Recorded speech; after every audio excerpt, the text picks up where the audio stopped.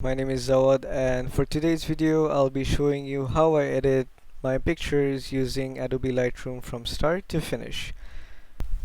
So for today's video I'll be using 5 images that that I have taken in the past. Um, so before I show you how I edit them, let me just show you how to import if you're wondering how to import images in Adobe Lightroom. So it's very simple. At first you click on library and then you just click import and choose the file or just drag the images that you want to work with. Alright, since I've already done that, so I'm not gonna add any more images. So these are the 5 images that I'll be using. So this is the first one. This one is taken back in Bangladesh. Also this. And these ones are in Malaysia, taken on campus. Alright, so let's start with the first one.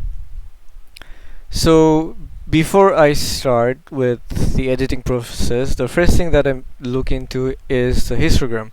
So this thing shows you all the informations about your highlights, your shadows, exposure, and the whites and so on and so forth.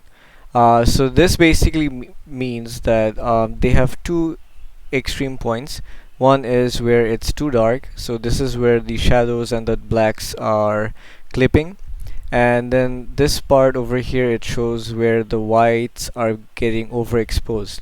So for example, if I turn this on and then increase the exposure a bit, you'll notice that these things over here, it turns red. So this means that over here everything is getting washed out and it does not have any information. So let me just revert that back to normal. Alright, so since that's out of the way, over here I can see that most of them are slightly towards the right, so I will just bring that back somewhere in the middle. So what I usually do at first, if it contains a sky that has no information, like if it's not a clear sky, if it's an overcast day, the first thing I like to do is bring the highlights up to 0. So this brings back some bits of the information. Over here you can see some of the writings. Yeah, alright. So over here, since the picture is well exposed, everything is well in the center, I don't have to play with the exposure at all. So what I'm gonna do is increase the contrast a bit. So what the contrast does, it sharpens the corners as well as the colors and makes things a bit more vivid, makes things pop a bit more. So as you can see, if I increase the contrast, you can see that the colors and everything, it's changing by a lot. So I will change it and put it somewhere around 60. Alright, so this looks good. Next, what I like to do is play with the shadows a bit more, and over here I'll be decreasing the shadows a little. This is done. I make sure that the focus is well within the center. So the rule of thirds, over here, these are the 4 points where I would want my the center of the subject to be. So that's where the focus is gonna be at. So I'm gonna decrease a bit of the clouds, bit of the skies. I want to have the reflection as well as the building, so I'm gonna put it in the center. Alright, okay, so that looks good. As you can see, there are 3 prime colors, the orange, the white, as well as the green. When there are like limited colors, what I usually like to do is just play with 2 colors and make them the prime focus. So for this image, I'll be focusing more on the orange as well as the white and leave the green behind. So I'll show you just in a minute. So at first I'll just adjust the texture and then the highlights. Make the whites pop a bit more. Increase the light, that's too bright. Increase it just a little.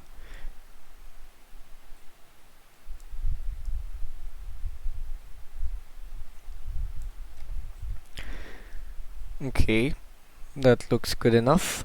The picture looks a little orange to me. It looks a little warm. So what I'm gonna do is I'm just gonna adjust the temperature. So you can easily do that over here. If you slide it towards the left side, the picture is gonna get colder. It's gonna be a little more blue. And if you wanna increase the temperature and make it warmer, you can slide it to the right side. So for this image, I'll be sliding it a little to the left. Okay, now that looks good to me. Next, what I do is I like to do my lens correction. So what this basically does, it removes the chromatic aberrations that's present. This is like a digital noise that happens when you take a picture. Sometimes with all the other UV radiations and so on, it can bring some aberrations, which is basically some purple fringes or magenta color here and there. So what the profile correction does is it allows the software Adobe Lightroom to understand which camera it was used and which lens it was used to take the picture with, and it corrects it accordingly. So usually if I turn it off, the dark parts are back, and if I click it on, the dark areas are gone. So it fixes the distortion as well as the vignetting. And then for the last bit, what I like to do is I like to add a little more vignette so that the focus is more on the building itself, because I want the focus to be at the structure, not anywhere else.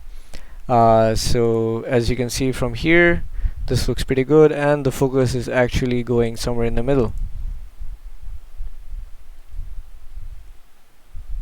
Now if I were to look back at the previous, so this is how the picture looked from the camera, and this is the edited picture. So you can see that the edited picture looks much more vibrant, and the colors as well as the contrast, it's more punchy.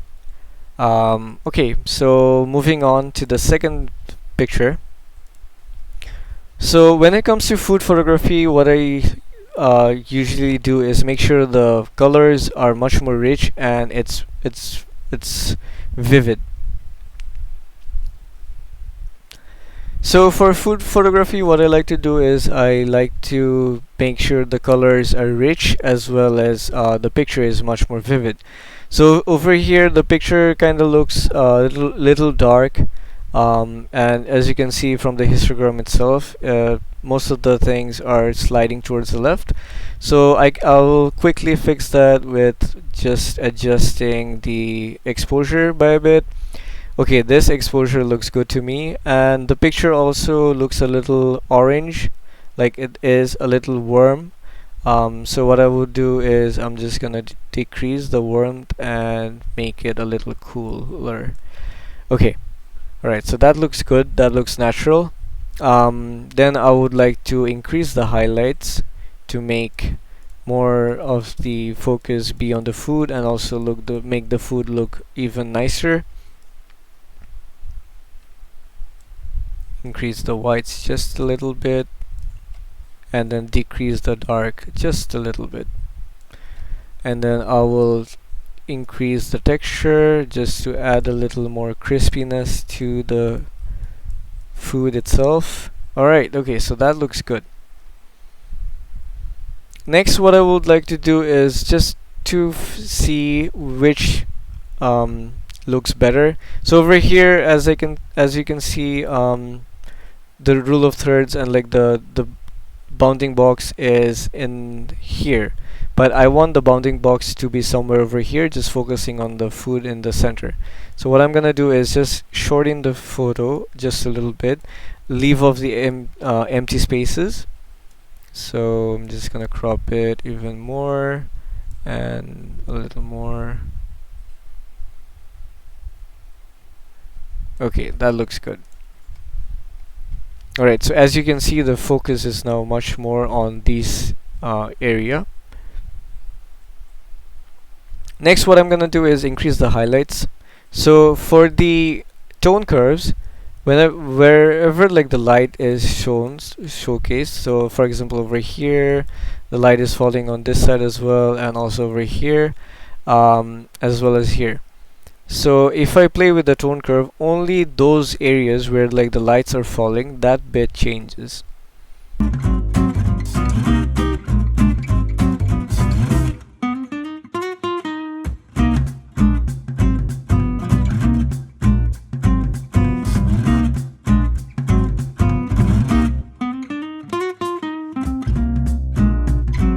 Alright, so moving on to the third one. So this image, as you can see, this looks too dark. Everything on the the histogram is on the left, which means that it's too dark. And over here, you can also actually notice that some parts of it is clipping.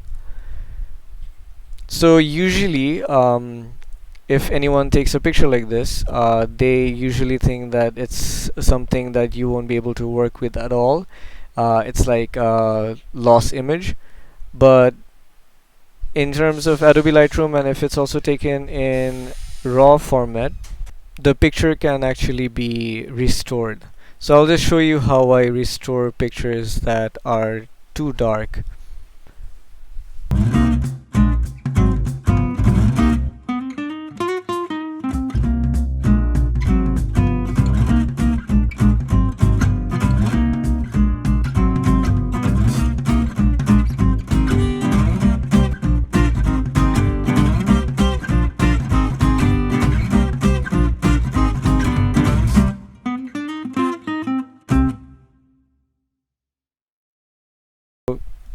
Straight from the camera, it was this super dark, not something that you can like sort of work with. And then this is the edited image, where even though it's a little noisy, but it still looks presentable. You can still make this thing work with. So yeah, that's how I restore images that are too dark.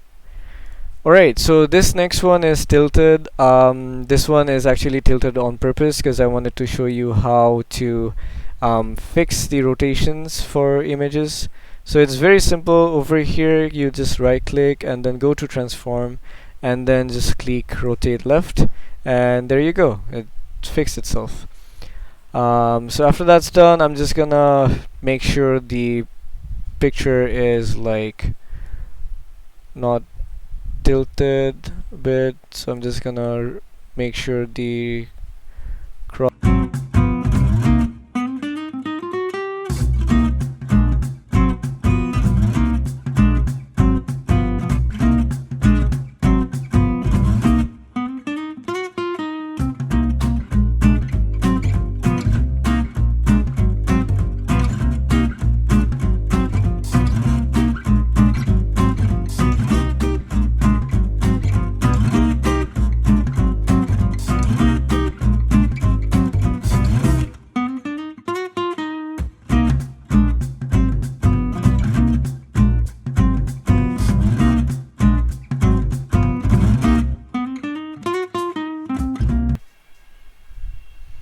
So for the last image, this is actually one of my favorite image. I took this back in 2019.